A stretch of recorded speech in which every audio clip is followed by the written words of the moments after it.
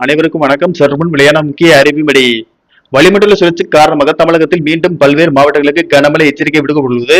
இதில் குறிப்பாக எந்தெந்த தேதிகளில் எந்தெந்த மாவட்டங்களில் கனமழை பெய்யக்கூடும் என்பதை பற்றியும் மேலும் சில கூடுதல் தகவலை நம்ம வீடியோல பார்க்க போறோம். வீடியோவை கடைசி வரைக்கும் ஸ்கிப் பண்ணாம பாருங்க. வீடியோக்குள்ள போறதுக்கு முன்னாடி இந்த வீடியோக்கு லைக் பண்ண பிரச்சனைக்கோங்க. இப்ப இந்த சேனலுக்கு முறையா வரீங்கன்னா சப்ஸ்கிரைப் பண்ண பிரச்சனைக்கோங்க.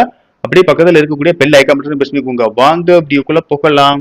மத்திய மேற்கு மற்றும் அதனை ஒட்டிய கடலோர ஆந்திரா பகுதியின் மேல் சுமார் 1.5 கிலோமீட்டர் உயரத்தில் ஒரு வளிமண்டல சுழற்சி நிலவுகிறது. தெற்கு ஆந்திரா மற்றும் அதனை ஒட்டிய பகுதியின் மேல் சுமார் 3.1 கிலோமீட்டர் உயரத்தில் ஒரு வளிமண்டல சுழற்சி நிலவுகிறது. இதன் காரணமாக தமிழகத்தில் அடுத்த ஒரு வாரத்திற்கு கனமழை பெய்ய வாய்ப்புள்ளது என்று சென்னை வானிலை மையம் தெரிவித்துள்ளது.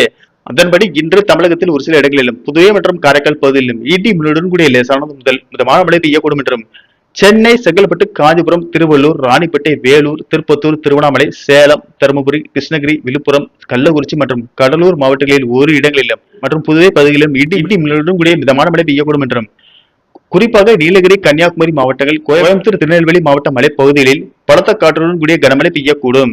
ஜூன் 12ஆம் தேதி சென்னை, செங்கல்பட்டு, காஞ்சிபுரம், வேலூர், திருப்பத்தூர், திருவண்ணாமலை, சேலம், தருமபுரி, கிருஷ்ணகிரி, விழுப்புரம், கள்ளக்குறிச்சி, கடலூர், தேனி மற்றும் தென்காசி மாவட்டங்களில் ஒரு இடங்களிலும் புதுவை மற்றும் காரைக்கால் பகுதியிலும் இடி மின்னலுடன் கூடிய மிதமான மழை பெய்யக்கூடும் என்றும் நீலகிரி, கன்னியாகுமரி, ராணிப்பேட்டை மற்றும் திருவள்ளூர் மாவட்டங்கள் மற்றும் கோயம்புத்தூர், திருநெல்வேலி மாவட்டங்களில் மலைப்பகுதிகளில் ஒரு இடங்களில் இடி மின்னல் மற்றும் பலத்த காற்றுடன் கூடிய கனமழை பெய்யக்கூடும். ஜூன் 13ஆம் தேதி மேற்கு தொடர்ச்சி மலை மாவட்டங்கள், வட தமிழகத்தில் ஒரு இடங்களிலும் புதுவை மற்றும் காரைக்கால் பகுதியிலும் இடி மின்னல் மற்றும் பலத்த காற்றுடன் கூடிய கனமழை பெய்ய வாய்ப்புள்ளது.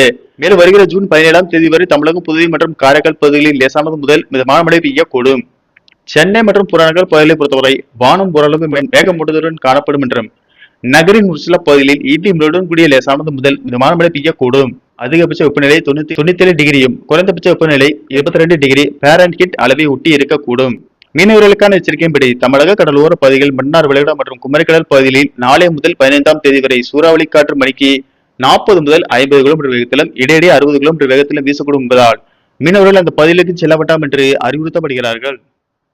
நன்றி.